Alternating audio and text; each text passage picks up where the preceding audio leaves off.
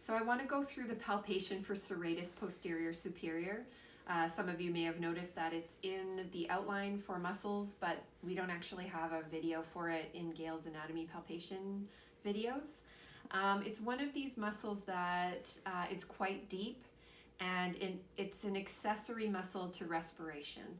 So if you look in your trail guide and look it up, you'll see that it's an interesting muscle. It has horizontal fiber directions.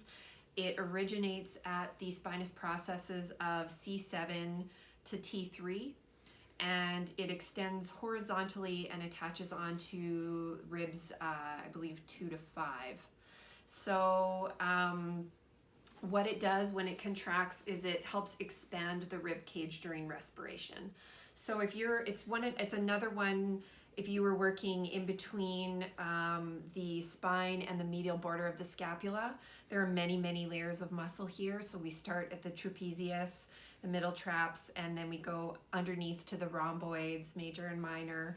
And then laying underneath that would be the serratus posterior superior, and then it would be the erectors under that. So if somebody has COPD or asthma or breathing issues or sometimes even anxiety that they end up using their respiration a lot, this might be a muscle that develops trigger points.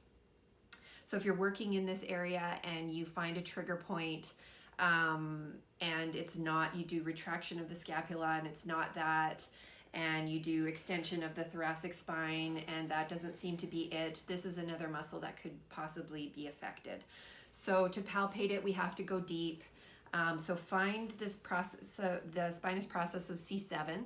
So in this position, it'll be the one that's sticking out the most because she's in a little bit of extension just with her head in the cradle like that.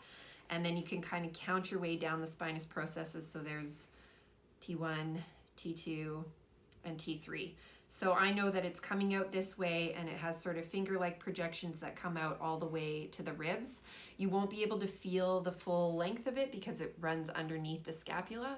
And at some point you will hit the medial border of the scapula, but there's a portion of it between the spinous processes and the medial border of the scapula that is palpable. And if you wanted to make sure that you were on it, you would get the person to take a deep inhale and hold it. So Paige, I'm going to get you to take a deep inhale in and release.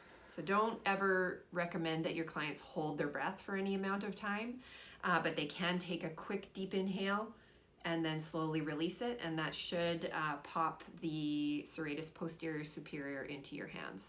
So there's that palpation. You can practice doing a Travell trigger point on that.